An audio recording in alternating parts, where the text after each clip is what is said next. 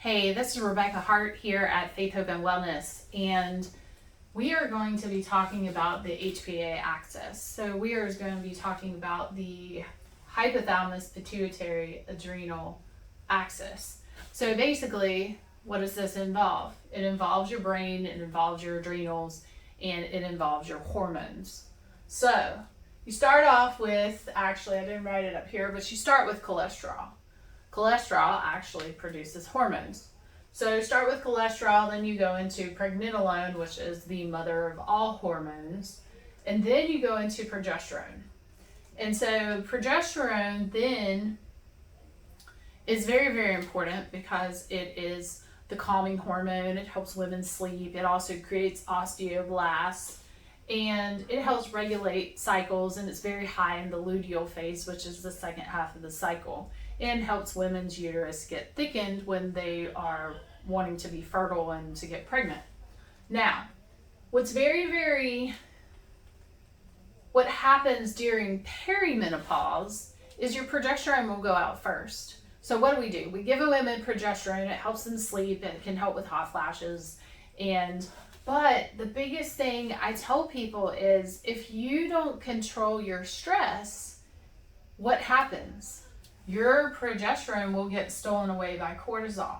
So this HPA axis is all about movement. Where are the hormones moving?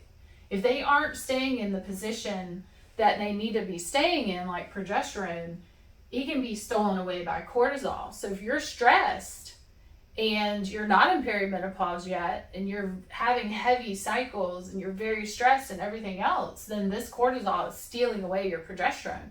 So you get very estrogen, testosterone top heavy. And so you have heavier cycles. You may be more PCOS, where you have more facial hair, and overweight, and polycystic ovarian syndrome, where you have polycystic ovaries. Now, DHEAS is made by the adrenals. So DHEA, as most people would say, the S is extra, but DHEA is made by the adrenals. So if your DHEA is low, your adrenals, and you have this cortisol issue going on. Now, some people will give DHEA and it'll bleed into testosterone. So if you have a man, he doesn't want to do testosterone therapy, you can give him DHEA, and sometimes it will bleed into testosterone. But what you have to be careful with is if this path right here is upregulated, he's going to get more estradiol from that. Or he's going to get more DHT. So if this alpha reductase enzyme, it will go into more DHT. Well, you ask, well, why is DHT important? Because if I put a woman on testosterone to give her extra energy, vitality, give her a libido, then it goes to DHT, she's going to have more hair loss, and she's going to complain. Now, the other thing you have to watch with testosterone is they can have more side effects. So if it's too heavy, they can have hair growth on their chin, they can have voice deepening, and the testosterone, though, can also shunt to estradiol. So if you've got a 20 or 30-year-old female and the testosterone is low and they're having heavy cycles, then this aromatase pathway is upregulated and it's going more to estradiol. So if you give them testosterone, you better be given something to block going to estradiol. Now, estradiol, you have to then check also estrone and estriol. Don't necessarily have to check estriol. We do give estriol in perimenopause, but that estradiol can go back up to estrone. So I have seen women in the past get oral estradiol, and they have a higher estrone than they have estradiol. So this estrone can actually go to these cancerous metabolites. And so that's the beauty of checking. This is estrogen 1, estrogen 2, estrogen 3. So that's the beauty of checking estrone, because if the estrone is too high, then you can get it going to cancerous metabolites, because that estradiol can go back up to estrone.